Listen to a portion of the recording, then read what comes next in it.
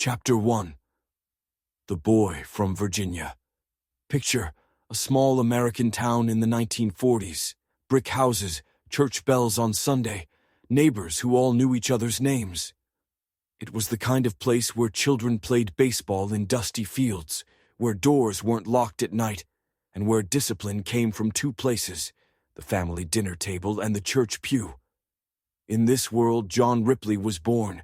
He wasn't the biggest kid, not the loudest either, but he carried himself with a quiet seriousness that people noticed.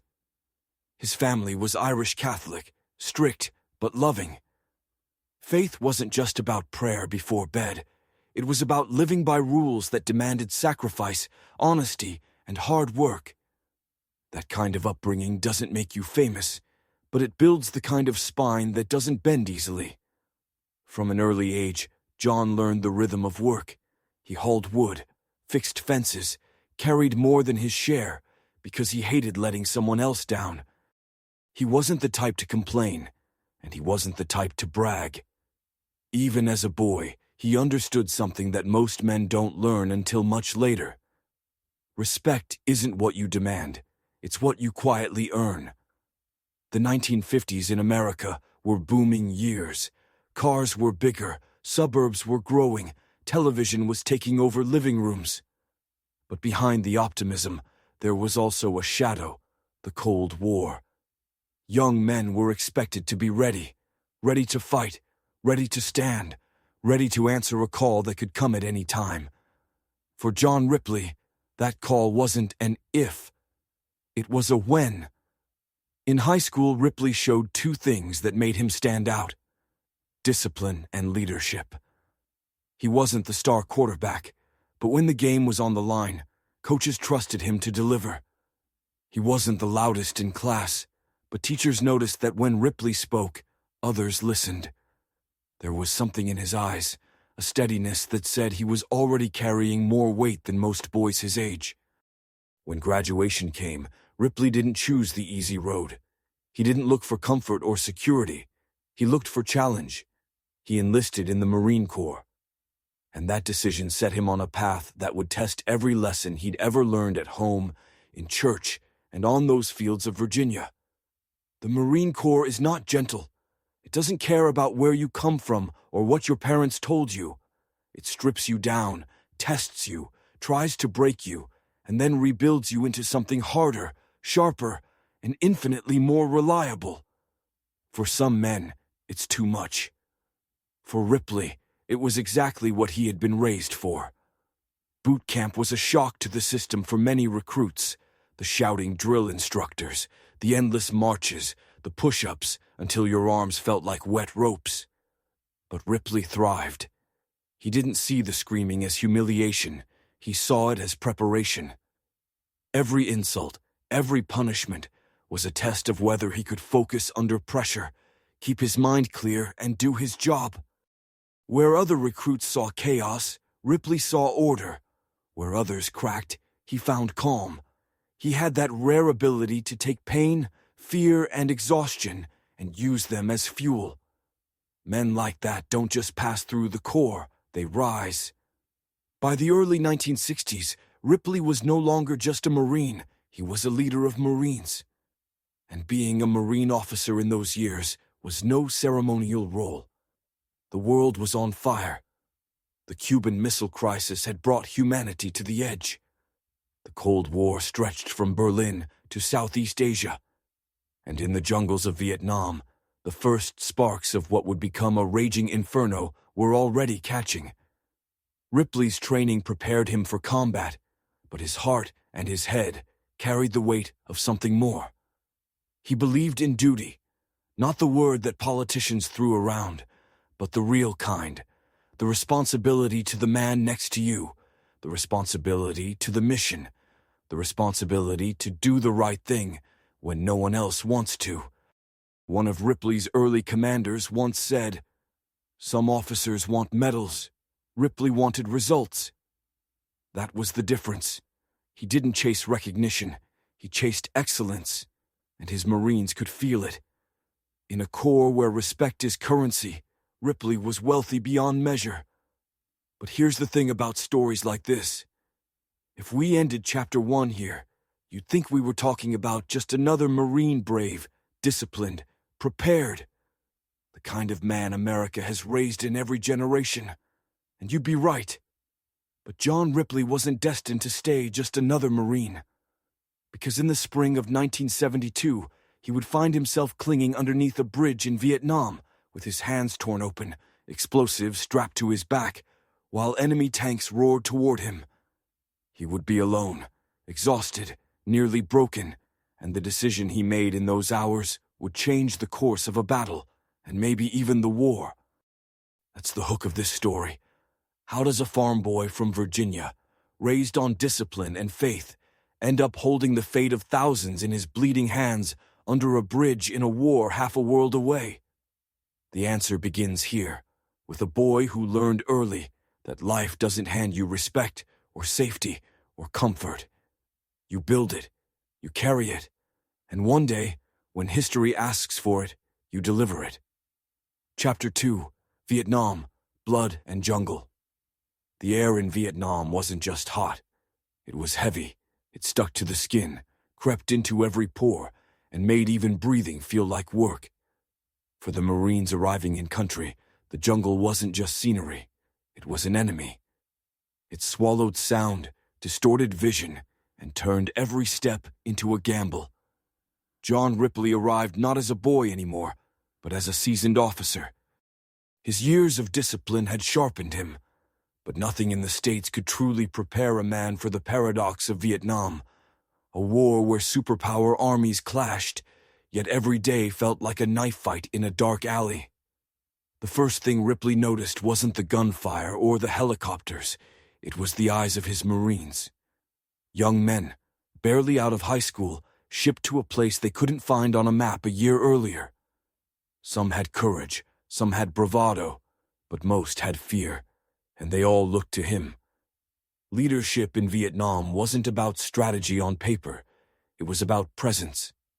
If Ripley looked steady, they felt steady. If he faltered, they crumbled. The jungle tested everything. Heat cooked rations in their packs. Leeches found their way under boots and sleeves. The ground itself seemed to rot men alive with infection. And above it all, the constant threat, the Viet Cong, unseen until they were too close, their traps and ambushes written into every shadow. Ripley carried himself the way he had since childhood, calm, deliberate, methodical. He wasn't a man of wasted words. When he spoke, it mattered. He would kneel in the mud with his Marines, share the same food, suffer the same bites and infections. And slowly, they understood. Their officer wasn't just leading them, he was one of them.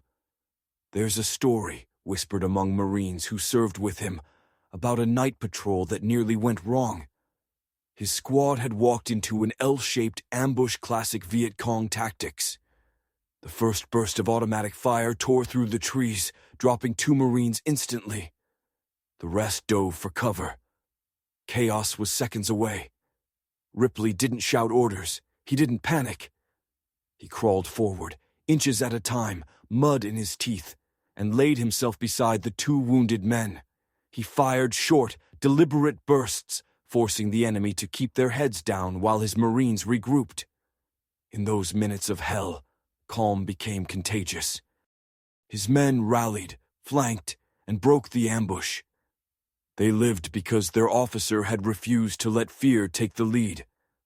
But Vietnam wasn't just fire and maneuvers. It was also silence, the kind that eats at men more than bullets ever could. Days of waiting, watching a tree line, knowing the enemy was out there but not knowing when they would strike. It was the rot, the hunger, the letters from home that sometimes arrived months too late. Ripley fought a second war in those moments, the war for morale. He knew that a Marine who lost his spirit was already halfway dead, so he made himself a pillar. Jokes, even bad ones, told around a can of cold beans. Talks about faith when men wondered why God had left this place. And above all, the constant reminder, we endure. One of his men later said, "Lieutenant Ripley didn't just tell us we could make it. He showed us, every damn day." That's the kind of leadership you can't fake in the jungle. By the late 1960s, the war was grinding on. America's patience was fading, but the Marines on the ground didn't have the luxury of politics. For them, it was about the next patrol, the next hill, the next river crossing. And it was in those crossings that Ripley's story began to take shape. He studied demolitions, engineering, the science of holding ground and, if necessary, denying it to the enemy. He became the man commanders trusted with missions that required precision under fire. If something had to be blown, if a choke point had to be held, Ripley's name was whispered. And then came 1972, the Easter Offensive. North Vietnam unleashed a storm unlike anything before. Divisions of tanks, artillery, and infantry flooding south in a coordinated push to break the Republic of Vietnam once and for all. For Ripley, it meant one thing: a bridge, the Dong Ha Bridge, a lifeline across the Qua Viet River. If enemy tanks crossed it, South Vietnam's northern defenses would collapse. Thousands of men, civilians included, would be overrun. That bridge wasn't just steel and concrete. It was the thin line between survival and disaster. And John Ripley was told to bring it down. The mission sounded simple on paper. Demolitions, charges, retreat. But paper doesn't sweat, bleed, or hear the roar of enemy tanks less than a mile away. Paper doesn't crawl under a bridge with hundreds of pounds of explosives while snipers search for you. For Ripley, the Dong Ha Bridge wasn't just an assignment, it was destiny. Everything from his boyhood discipline to the nights of patience in the jungle had been training him for this one day. In the next chapter, we'll go under that bridge with him, hand over hand, rope to beam, heart pounding in the shadow of steel and death, and watch a single Marine turn history with nothing but willpower, explosives, and faith. Chapter 3. The bridge at Dong Ha Bridges are strange things in war. They don't fight. They don't shoot. They don't take cover, yet entire armies live or die depending on whether they stand or fall. In April of 1972, one bridge became the hinge of a campaign, the Dong Ha Bridge across the Qua Viet River. For the North Vietnamese, it was the doorway south. For the Marines and South Vietnamese forces, it was the last lock on the floodgates. If the tanks rolled across, the line would shatter. And into this storm stepped John Ripley. The orders were clear, but impossible. Destroy the bridge. But the problem was scale.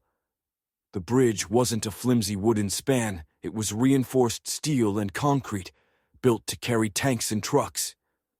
Demolitions had to be placed exactly right, in numbers heavy enough to break its spine. And the clock was merciless. Enemy armor was already moving toward it. Ripley looked at the structure the way a surgeon looks at a patient, calm, precise, unemotional. The enemy wasn't the bridge, not really. The enemy was time. With South Vietnamese engineers, Ripley gathered what explosives could be found: satchel charges, blocks of TNT, whatever had been stockpiled for a day like this. It wasn't enough for comfort, but comfort wasn't on the table. Here's where the story bends into legend. Ripley stripped down, slung charges over his shoulders, and climbed under the bridge like a steel climber scaling a mountain made of rust and bolts. The current below was black, rushing, eager to swallow a man whole. Above, enemy artillery whined through the air, and every minute wasted was a minute closer to tanks crossing. Hand over hand, rope to beam, he moved. The weight of explosives cut into his back. His arms screamed from the strain. But there was no alternative. Each beam had to be set. Each charge had to be secured. At one point, dangling above the river, he thought to himself, "My God, how do I keep going?" Later, he would recall a voice answering inside him, "With your legs, your arms, your back." Use everything you have. Just keep going. It wasn't courage that carried him. It was duty, muscle, and something deeper. Something men call faith when they have no better word. Imagine it, a lone Marine, crawling like an insect beneath the ribs of a giant, planting enough fire in its belly to break it apart. Hours passed, sweat mixed with river spray. His uniform tore. His body gave out again and again, but each time he dragged it back into motion. South Vietnamese soldiers watched in awe. One later said, "It was as if he became part of the bridge, like the steel itself was bending to his will." Finally, the charges were set. Ripley climbed out from under the beast, arms shredded, legs quaking, vision blurred. He looked back at the bridge, silent, still, and full of death waiting to be lit. The detonators snapped. The river shook. Steel groaned like a wounded animal. And then, with a scream that echoed for miles, the Dong Ha Bridge collapsed into the Qua Viet, dragging enemy hopes with it. North Vietnamese tanks ground to a halt. Their advance was choked, their timetable broken. What should have been a swift roll south turned into chaos. For the defenders, it was oxygen. For Ripley, it was survival, though barely. He had done what entire battalions couldn't. He had held back an army with nothing but explosives, grit, and faith.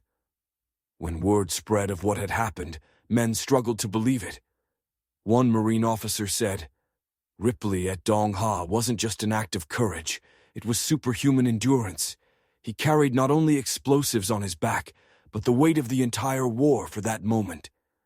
But for Ripley, there was no speech, no self-congratulation. When asked later how he managed it, he answered simply, "It had to be done, and I was there." That sentence, plain, stripped of pride, might be the purest definition of duty ever spoken. This was the pivot of his life, the moment that etched his name not just into Marine Corps history, but into the larger story of what it means to sacrifice. And yet, the war would not end with that bridge. For Ripley, survival was only the beginning. In the next chapter, we'll step into the aftermath. What happens when a man survives legend, and how carrying it weighs heavier than the charges he once slung beneath steel beams. Chapter 4. The Weight of a Legend. When the Dong Ha Bridge collapsed into the river, it didn't just take tanks with it. It created something heavier than twisted steel and broken concrete. It created a legend. And legends, unlike men, don't get to rest. The aftermath, John Ripley lived through the bridge, but in truth, the bridge lived in him. His arms healed, his back stiffened, his skin bore scars, but the deeper wounds were invisible. Every night he closed his eyes, he replayed the climb, the taste of rust and gunpowder in his mouth, the scream of artillery, the river waiting below. He once admitted to a fellow Marine that he fully expected to die that day. For Ripley, survival felt like an accident, an unintended outcome of a mission designed for sacrifice. That's the cruel paradox of heroism. The world celebrates the story, but the hero carries the scars. Newspapers called him the man who stopped the tanks. Politicians quoted his name. Marines treated him like a living monument. But John Ripley, the man, still had to shave in the morning, still had to calm his hands when thunder cracked, still had to explain to his children why their father sometimes stared too long at the horizon in silence. A teacher of grit, Ripley never glorified the war when he spoke of it. Instead, he told cadets at the Naval Academy and fellow Marines something simple, almost harsh. Don't expect to rise to the occasion. You will always fall back on your training. So train hard, train for the worst, and when it comes, you'll endure. Young officers leaned in, expecting tales of glory. What they got instead were lessons about socks, about staying dry, about the way cold mud will test your soul more than enemy fire.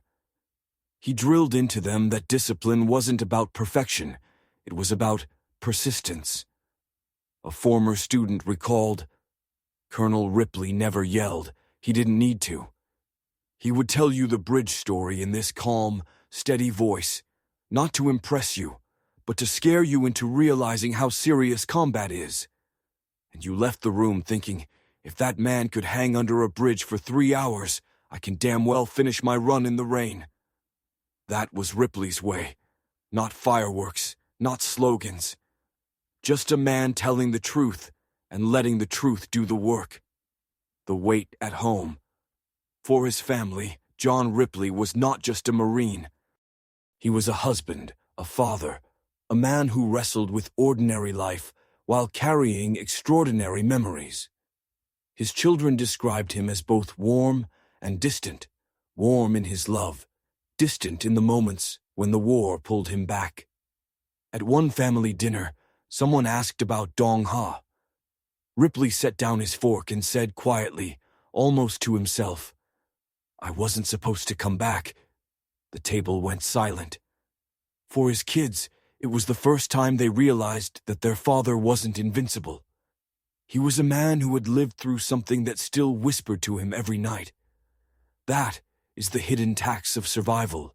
The world celebrates your return, but you live with the faces of those who didn't. Faith as an anchor. Ripley's Catholic faith became his strongest anchor. To him, what happened on that bridge wasn't proof of his strength, but proof of God's grace. "I had nothing left," he told an interviewer years later. "Nothing but faith, and that was enough." In Vietnam, he prayed before every mission, not for victory, but for clarity. After the war, he carried that same ritual into his lectures and his home life. His faith wasn't showy. It was steady, like the rhythm of boots on gravel. A chaplain once said of Ripley, "He taught Marines that faith isn't about avoiding fear. It's about giving fear a place to go, so it doesn't consume you." The burden of glory. There's a particular cruelty to becoming a legend. Every ceremony, every parade, every handshake drags you back to the worst day of your life. Ripley smiled politely, stood for photos, gave speeches, but afterward he often slipped into silence. He once confessed to a close friend, "They see a bridge destroyed. I see every Marine who didn't make it home." Glory is heavy when it's built on ghosts. The Marine Corps' guardian. Despite the weight, Ripley kept serving.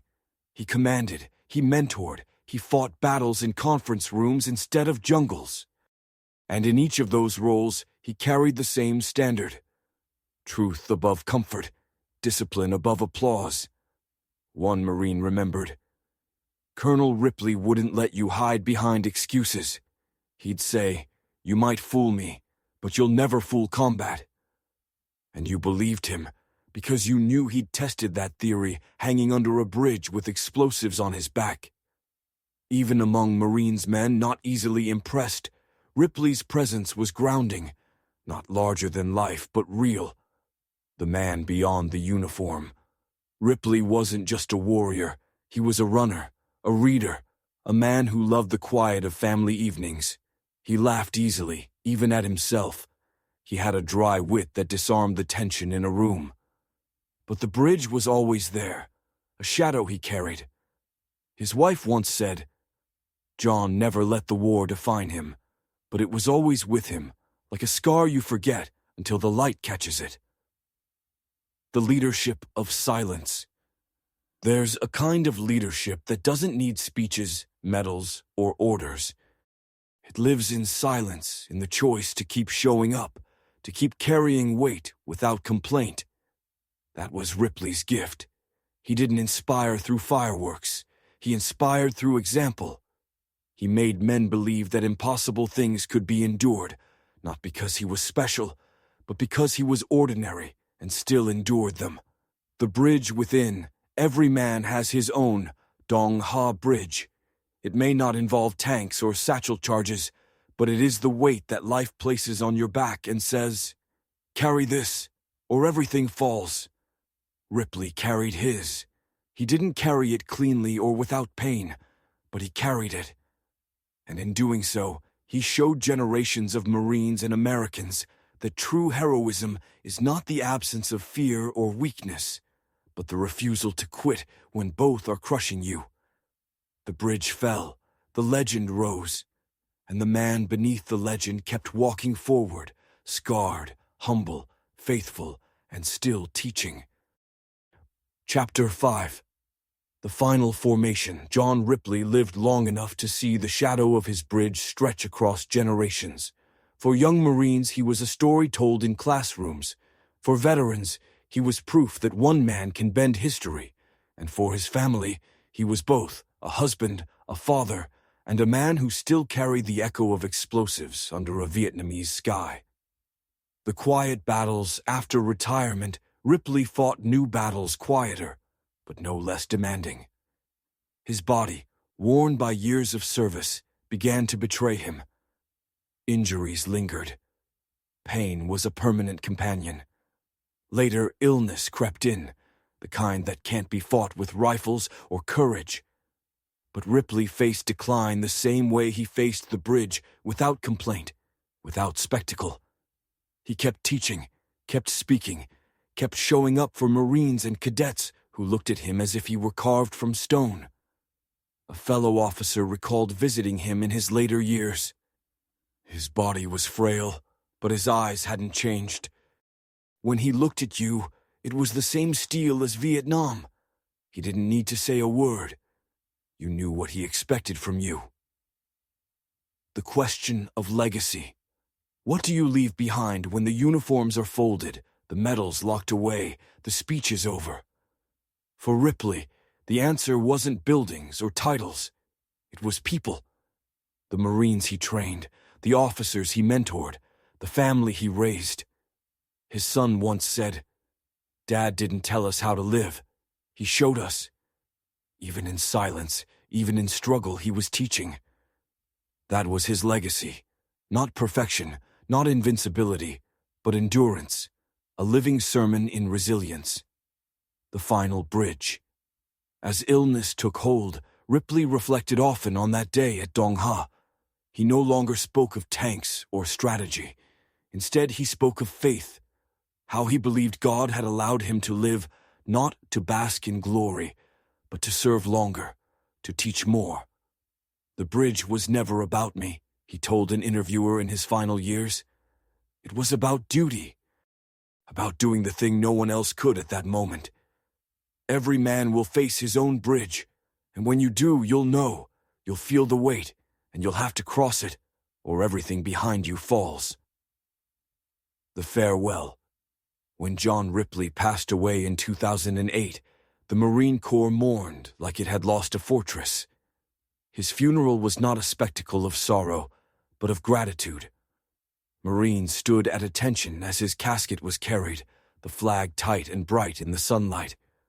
One officer whispered as the rifles cracked in salute, "Colonel Ripley didn't just blow a bridge, he built one for all of us to walk across." And in that moment, it was clear, his legend wasn't anchored in the ruins of Vietnam. It was anchored in the living hearts of those who had heard his story and found in it a reason to endure their own battles. The lesson left behind, John Ripley's life, tells us something uncomfortable but true. Greatness doesn't feel like greatness when you're living it. It feels like exhaustion, like fear, like a body pushed past its limits and a mind whispering, "Quit." But greatness is what happens when you don't quit, when you carry the weight anyway. Every man will face his Dong Ha Bridge. It might be a battlefield, it might be a hospital room, it might be a family crisis, a loss, or the crushing weight of responsibility. And when that bridge comes, you won't get to choose the conditions. You'll only get to choose whether you climb into the fire or walk away. Ripley's answer was simple: climb. Closing words. The world will remember him as the man who stopped the tanks, but those who knew him best remember something quieter. A Marine who kept showing up, a father who kept teaching, a believer who kept his faith when the night was darkest, That is John Ripley's true bridge still standing, still carrying weight, long after the river has swallowed the steel.